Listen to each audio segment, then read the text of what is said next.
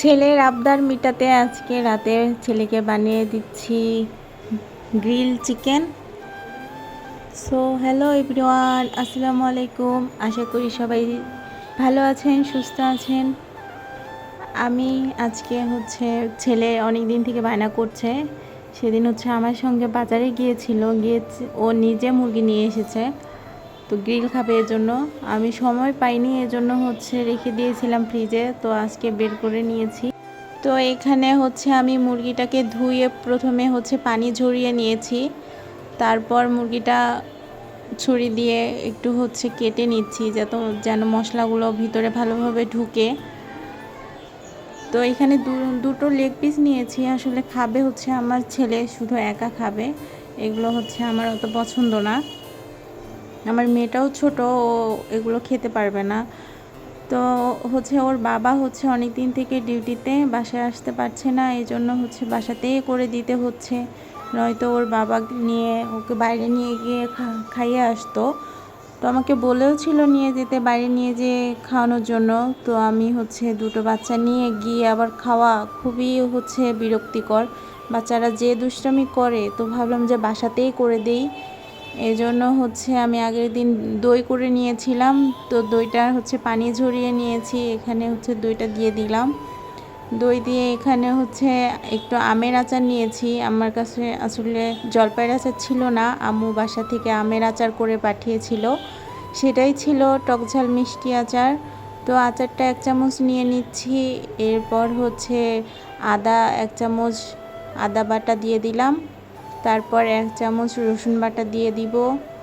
তারপর আস্তে আস্তে যে লাল মরিচের গুঁড়ো, হলুদের গুঁড়ো।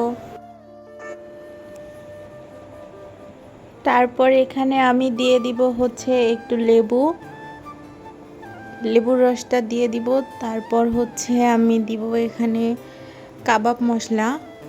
এটা রাঁধুনি রেডিমিক্স কাবাব মশলা। এখান থেকে আমি এটা খুলে এখন দিয়ে দিব 2-3 চামচ। এদিকে আমি মশলা রেডি করছি, আর আমার ছেলে মেয়ে আমার পিছনে দাঁড়িয়ে ক্যাচর ম্যাচর করছে। শুধু মনে হয় ওরাই রান্না করছে, আর আমি দাঁড়িয়ে দাঁড়িয়ে দেখছি, এরকম শুরু করে দিয়েছে। তো এখানে কাবাব মশলা দিয়ে নিলাম। এখন স্বাদ মতো লবণ দিয়ে নিব। স্বাদ মতো লবণ দিয়ে এটাকে মিক্স করব। মিক্স করে দেন মাংসটা এখানে ম্যারিনেট করে রেখে দিব।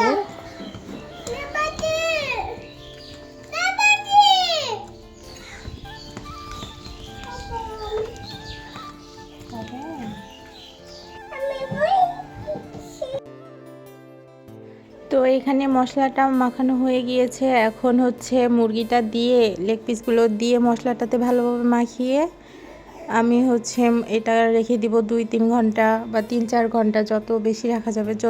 এর থেকেও যদি বেশি কেউ রাখতে চায় তাহলে নর্মাল ফ্রিজে রেখে দিতে হবে, নয়তো মাংসটা নষ্ট হয়ে যাবে। তো এখানে আমি 2-3 ঘন্টায় রাখবো। তো এখন এটাকে ভালো করে মিক্স করে নিচ্ছি। মিক্স করে নিয়ে তারপরে সুন্দর করে ঢাকা দিয়ে রেখে দিব।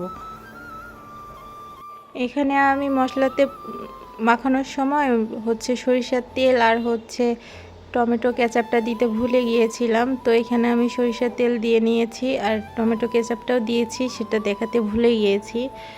তো ম্যারিনেট করে রাখার পরে এই অবস্থা হয়েছে। তো এখন আমি দিয়ে দিচ্ছি।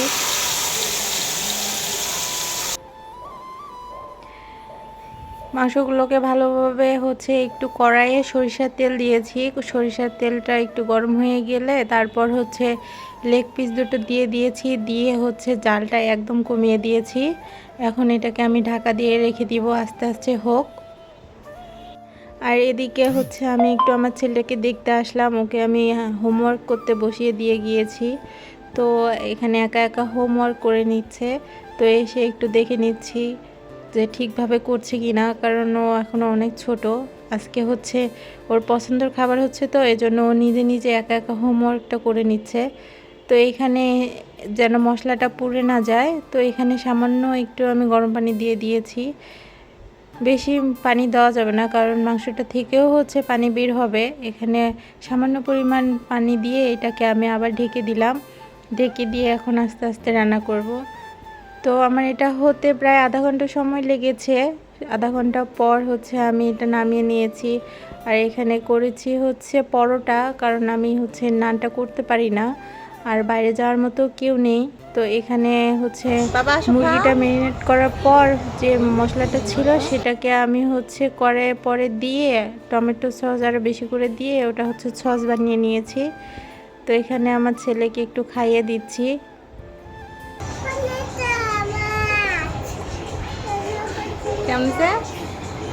বাচ্চাটা আসলে অনেক খুশি হয়েছে, কারণ কয়েকদিন থেকে ওর বাবা ডিউটিতে টানা, তো বাইরে যেতে পারছে না, খাবারও খেতে পারছে না, এই জন্য আজকে মহা খুশি হয়েছে। তো ও এদিকে খেয়ে নিচ্ছে। আপনাদের কাছে একটা রিকোয়েস্ট করে নিচ্ছি, আপনাদের যদি কারো ভিডিও ভালো লেগে থাকে তাহলে একটা লাইক দিবেন, সাবস্ক্রাইব করবেন। ভালো থাকবেন, আল্লাহ হাফেজ।